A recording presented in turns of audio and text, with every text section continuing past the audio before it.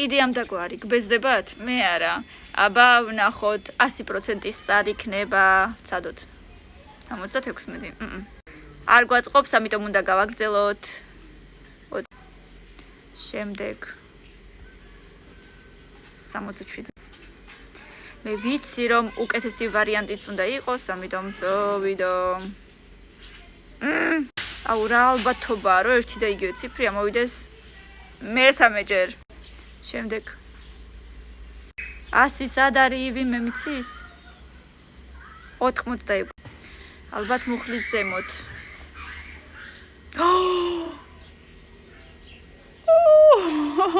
რა მაგარია.